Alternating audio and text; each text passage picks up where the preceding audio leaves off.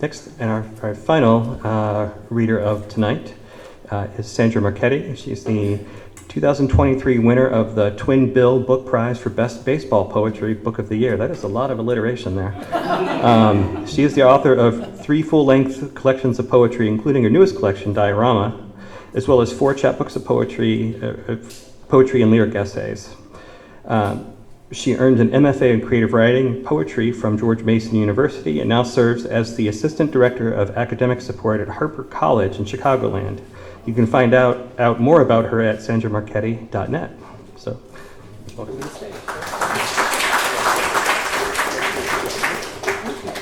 A little lower, if you don't mind. I never have anyone do this for me. This is luxurious. Okay. Service. Yeah, really.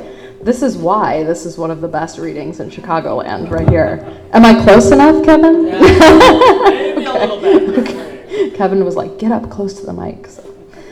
Okay, so yeah, it is great to be back. I've read here maybe 4 or 5 times now, back when it was Waterline, and now it's Water Street, and it really is a great venue. I tell everyone I can about it. So, yeah, so I'm back with a new collection. Kathy did me a solid and was like, you know, come read from your new collection. So I'm really grateful for that. Diorama came out in May, I believe. And so I've been touring with it for a while now.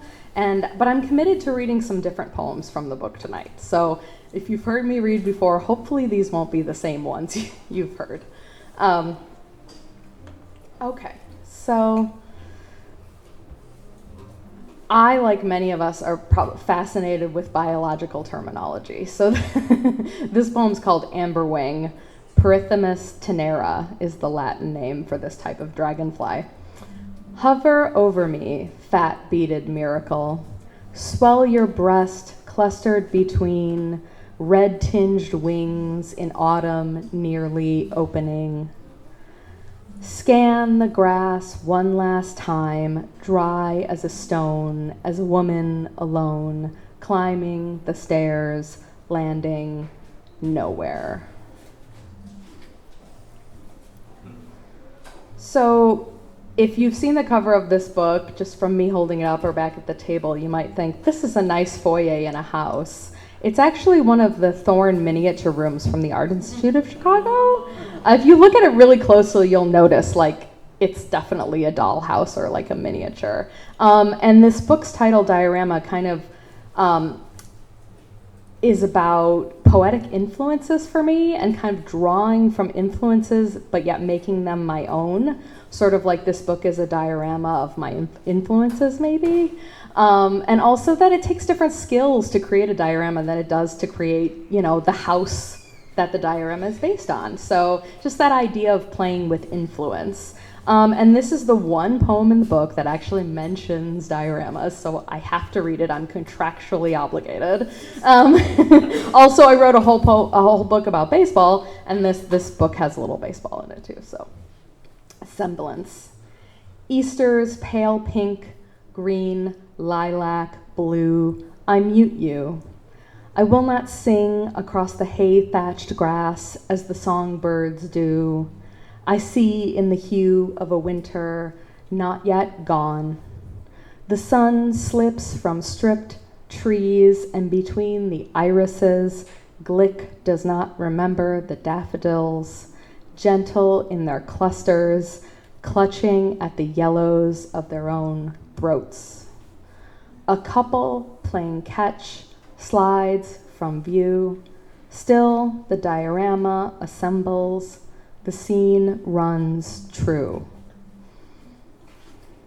Those bongos aren't quite on meter with me.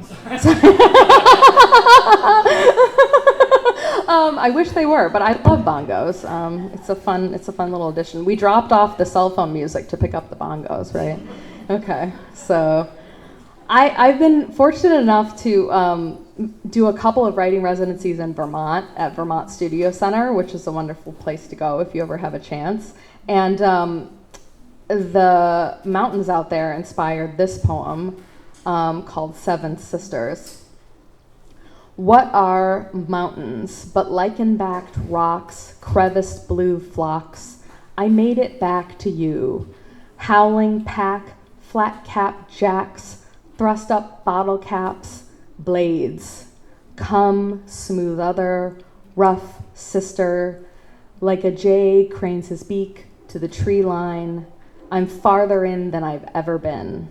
In the fog, a stand of pines, mulched sculptures divined on their sides. This scream at your crag divides to a track, a seam I itch to rumble through. Lead 7, you pull the blue, mouth the breeze, grab me. I feel like as a Midwesterner, we get, at least me, I get overly awed by coastal things because we don't have them here. So I also just want to do this with these bongos, you know, it's like really feeling like one of those events. There are a lot of poems about Chicago in here. Some of my Chicago poetic influences, if you know Edward Hirsch, he's a wonderful Chicago poet. I name dropped in these poems like Louis Glick and Lee Young Lee, but this is a poem that's definitely about our city 35 miles, you know, to the east, US 41. On the second full of the second season, the rose blue moon stops Chicago like a cork. Bicycles chase the lake. I ride the starred drive, a carpet vacuumed up to the Drake to lakeshore condos. Its escape of bracken beaches punched through with legs. Water begs them, pedaling to the loom. They wait on the lozenge to flick and plume. Come, otherworldly and complete, a wheel of flaked stars, a dock off a manicured sandbar. The city erodes outside my pillbox car. Tonight the waves thin in the moon cast my pink skin blue. Okay, so we're going to take a break from this book for a second. We're going to switch it up. It really just dawned on me once we got through all the readings and it was my turn that I was the only poet here tonight, or the only person reading poetry, I should say.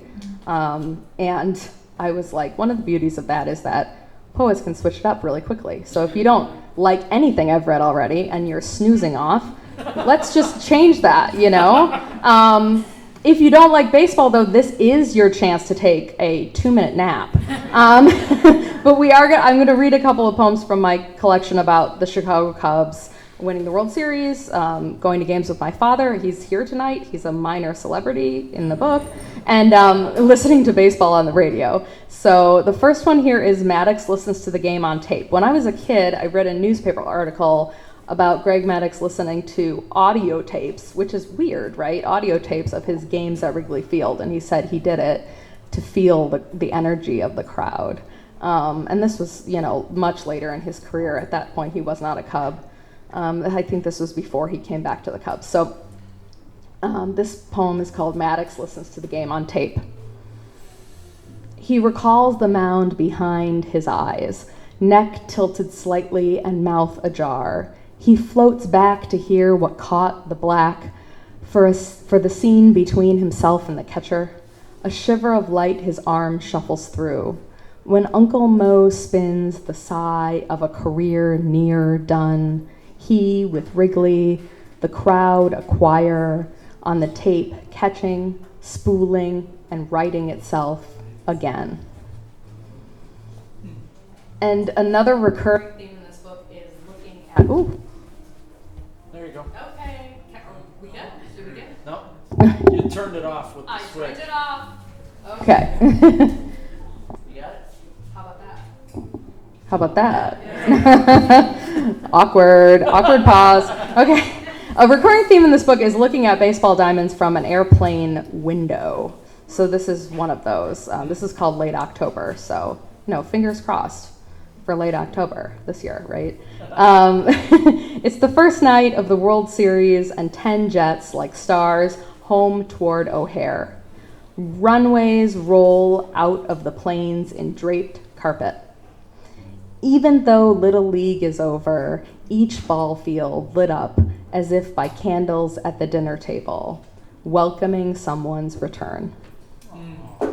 Nice. Nice. Kevin's getting choked up out here. No, just joking. Okay, I'm gonna read 2 more from the new book and then we'll wrap it up. I have books for sale. I take any payment method. I and the other readers would love to see you over there. Okay, so I just celebrated my 13th wedding anniversary. My husband's not here. That is not a reflection on our marriage. But we went to Italy on our honeymoon, and this is a poem about doing things against the rules on our honeymoon. Birthday, after AS. The boatman was a bus driver who brought us down from Anna Capri to the beach when we said we had no interest in touring the Blue Grotto. We changed at a bodega next to the corner of sand and swam off. It was cool, nearly summer, and you retired early to watch. I fixed my goggles to see yellow angels escape me, a crown swirling to account for itself. I touched water the color of Windex. Locked in the changing room, laughing with shame, we may have buoyed the sky. We didn't want to go on the tour. I mean, haven't you been there? I was sick of those people on the tour. Okay, and then I have one last poem here, and then we'll finish with this. And it feels right. This is a little bit of a 4th of July poem, but it's late summer. Like, this is the last day of summer, right? Or is it the first day of fall? Last day of summer. So we'll have one last summer poem, Evensong. And again, thanks so much for having me. This has been lovely. On the 4th of July, I glanced up from my barbecue grate and saw neighbors waiting out sunset, just as they pleased. Sparklers arced over a pool splash, pedestrians clapped, bike tires screeched while speakers blared. Smoke trailed off fireworks above the clink of beers, and I wished this for the neighbors I couldn't see, a hand in the darkness to black the sky, a flickering reprieve. Thank you so much.